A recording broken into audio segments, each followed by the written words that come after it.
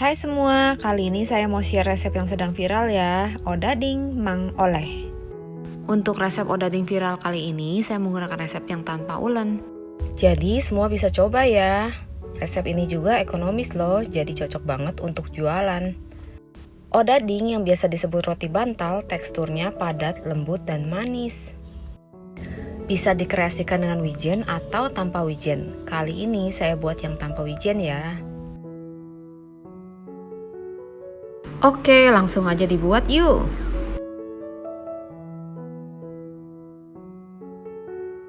Untuk airnya, di sini saya menggunakan air panas dispenser, kemudian mencampur gulanya hingga larut.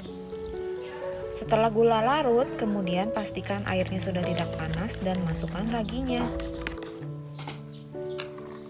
Untuk step ini jangan di skip ya, karena ini penting banget. Selain untuk mempercepat proses pengembangan, step ini juga berguna agar ragi tersebar merata. Jika raginya sudah mengambang, kita masukkan telur dan minyaknya. Kemudian aduk rata. Nah, setelah bahan basah tercampur merata, kemudian kita siapkan bahan keringnya. Untuk jenis tepungnya bisa digunakan protein tinggi, protein sedang, atau bisa juga dicampur. Kali ini saya menggunakan tepung protein sedang untuk mendapatkan tekstur yang padat dan lembut. Aduk rata bahan kering, kemudian masukkan adonan basah. Nah, di sini cukup aduk rata dengan sendok. Tidak perlu diulen ya, resep ini praktis banget. Cocok juga buat anak kos.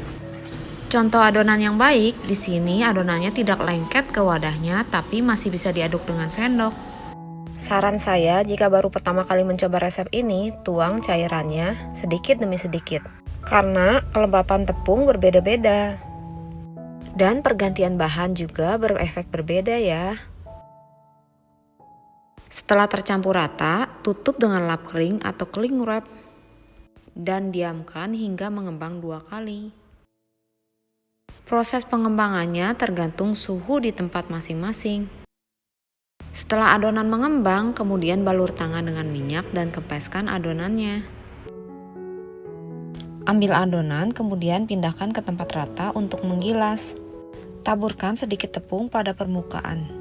Tujuannya agar adonan tidak lengket saat digilas ya. Kemudian ratakan adonan dan gilas membentuk persegi panjang. Untuk ketebalan adonan jangan terlalu tipis, kurang lebih 1–1,5 cm ya. Nah, setelah adonannya terbentuk, kemudian diamkan kembali selama 10–20 menit. Di sini saya lebih suka mendiamkan dulu adonannya baru dipotong kemudian. Karena jika dipotong duluan, adonannya saat mengembang akan menempel kembali. Gunakan pisau plastik atau punggung pisau untuk memotong adonan. Di sini pinggirannya saya rapikan juga ya, tapi kalau nggak apa-apa kok. Bagi adonan sesuai selera. Di sini saya membagi menjadi 12 bagian.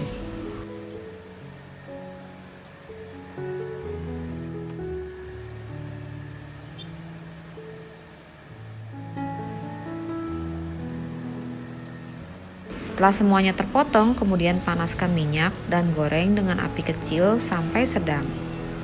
Saat menggoreng, jangan dibolak-balik ya, tunggu sampai permukaan bawahnya kecoklatan, baru dibalik. Menggoreng roti ini sama dengan menggoreng donat. Jika awalnya minyak kurang panas, maka adonan akan menyerap minyak. Jadi pastikan dulu minyaknya sudah panas ya. Nah, untuk warnanya, odading memang warnanya lebih kecoklatan dibanding donat ya. Karena lebih banyak mengandung gula dan biasanya ukurannya besar-besar. Nah, ini dia odadingnya, siap dinikmati dengan kopi dan teh hangat. Nah, odading ini biasanya kalau di Bandung dijual samaan bareng cakwe. Mungkin ada yang bingung, apa sih odading itu? Odading itu biasa disebut juga roti bantal ya. Soalnya bentuknya kayak bantal gitu. Nah, biasanya orang juga jualan ditaburi wijen atau digoreng polosan gini. Oke, selamat mencoba. Resep ini ekonomis, enak, dan cocok banget buat ide jualan. Selamat mencoba ya. So pasti siapapun bisa buat ya. Terima kasih sudah menonton, sampai jumpa di video selanjutnya.